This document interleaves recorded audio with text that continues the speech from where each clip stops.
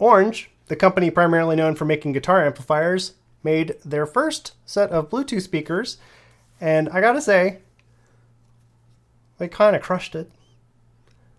And I'm not sorry for the extreme pun.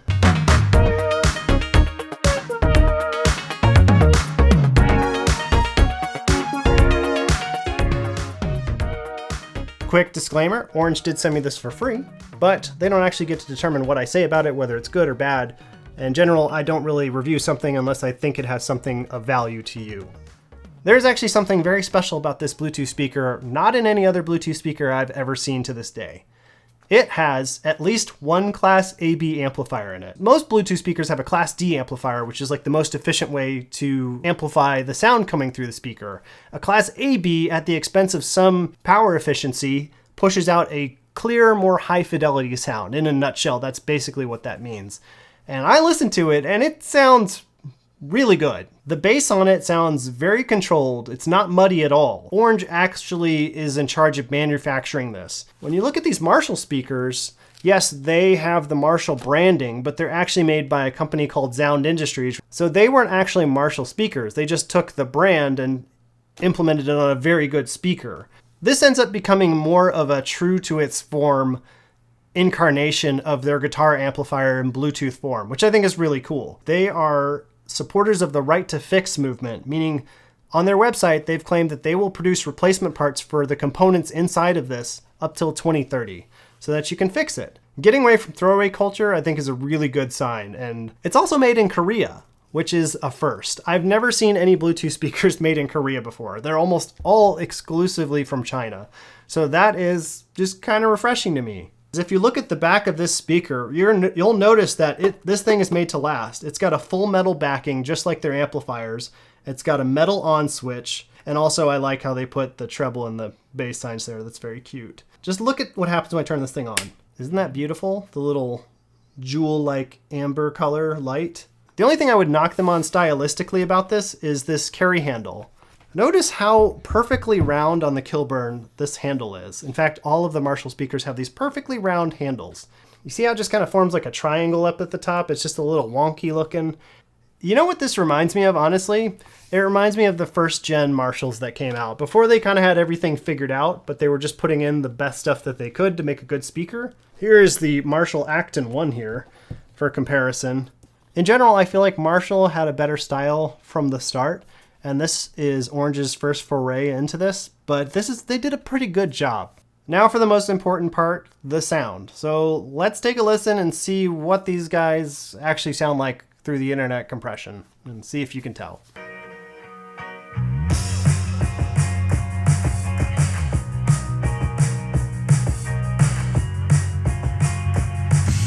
I've been contemplating all my time. My thoughts make me tired, just running through my mind. Wonder if there's peace I can find, instead of always being on the grind.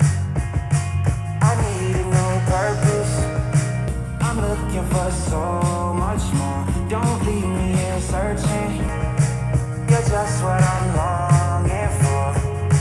When times are getting crazy, everything seems hazy. Is there some place for safe I can go? Run away, run away, run away into your escape. Run away, run away, run away, you're never too far to run. Run away, run away, run away into your escape. Run away, run away, run away.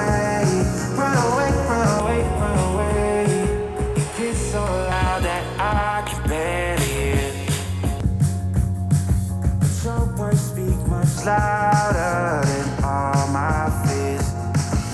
Sometimes I just wanna disappear, running until I can feel you here. I need a new purpose, I'm looking for so much more. Don't leave me here searching, you're just what I'm longing for. The Acton III still sounds a lot better to me. it has that wider soundstage that they use, and I don't know how they do it, but it just, for me, it clarifies a lot of like the hidden tones in the music and brings them out. I don't think this will last as long as the orange box, but I still prefer it. Comparing this to the Kilburn here, the Kilburn's not bad. It's not terrible, but this thing is only 28 watts versus 50 watts. This thing will get nowhere near as loud.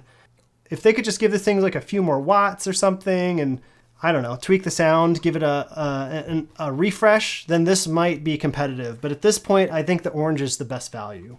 The Middleton here. It's surprising that the Middleton is actually competitive to something this big. And no, the Middleton can get nowhere near as loud as the orange can. But honestly, I think the Middleton is kind of like the refreshed version of the Kilburn. The Middleton, though, kind of tends to sound like a little too artificial for me. It starts to get too much into the digital processing, and it just kind of has a weird dirtiness to the sound or something, whereas the orange is clearer. So I'd say the orange is the winner in this case compared to the Middleton. The only reason you'd get the Middleton, I would say, is if 360 sound emanating throughout the entire speaker, no matter which way you approach it, if that's important to you, then the Middleton might be something to consider. The Klipsch here, the Klipsch The One II is also kind of a decent contender.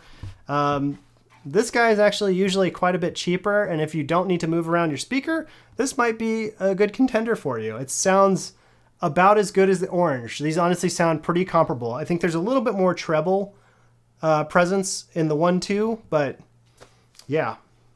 And comparing this to the Motion X600, which I absolutely raved about on my last video, it sounds really artificial when you compare it to the orange. It has a little bit of maybe too much of a high end on it and not nearly as much bass, so I don't think it's really a direct competitor, but I figured it was interesting to try. I don't know, it's a hard toss-up on this. Like, if this was beefed up with more bass and maybe a little less digital processing, this might be a good contender, but I think the orange wins in terms of like the quality of the sound for what it's got. The Motion here is just a wonder in what technology and signal processing can do. Well, hopefully that was helpful for you, and now you know where the orange speaker stands in the run with the other speakers. Well, now that you've made it to the end of the video, I guess I owe you a little bonus story. So I used to live in New York City. I lived there for like 2 years. So my first day in New York City consisted of me looking for an apartment to live in, and in order to go to this apartment that I was going to go see if I wanted to live there, I had to go down the subway. And I'd never been in the subway before. And my first encounter, I was walking down very quickly trying to look at where I was going. So I was like looking for signs and stuff. And then like this incredible smell hit my nose. It was the smell of human waste. And I looked down and I only glanced at it for a brief moment, but it pretty much traumatized me. It was this incredibly like large piece of poop that was down on the stairs as I was walking by, and the thing that struck me about it was just how massive it was. It was at least like this tall, and I couldn't believe that could come out of another person. But also what struck me about it was like it was neatly placed there, like a McDonald's ice cream just neatly piled up.